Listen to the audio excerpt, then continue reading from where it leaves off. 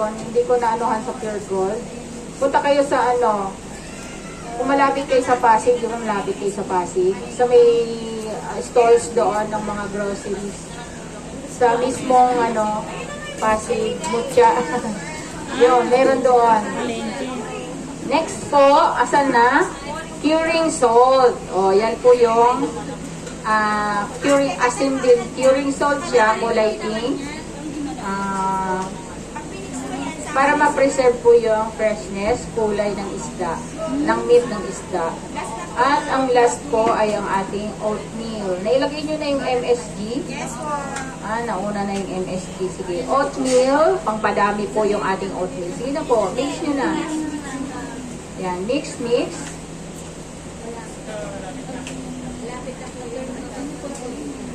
Yan, mix lang ng mix po yan hanggang ma-absorb po ng fish meat, yung ating liquid.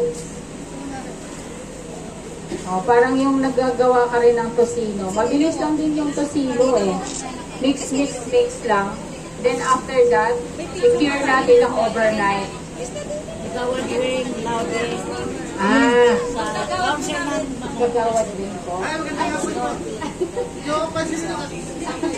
Yan po, ano. Yan natin sa our kagawad. Kumiti po niya ang livelihood. Laude. Kumiti po niya ang livelihood, ma'am. Ay, okay, sir. Good afternoon po. Ayan.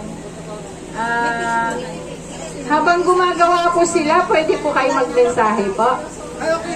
Ayan. So, pakinggan po natin si Kagawad Laude para sa kanyang mensahe. Maraming salamat po, ma'am. Ano pangalan mo, ma'am? Marcy Baronga. Okay, maraming salamat po, Marcy Barongan. Okay. Napakaganda po, no, na binabaan tayo ng tagig sa livelihood project po nila na ito. Anong tawag dito, ma'am?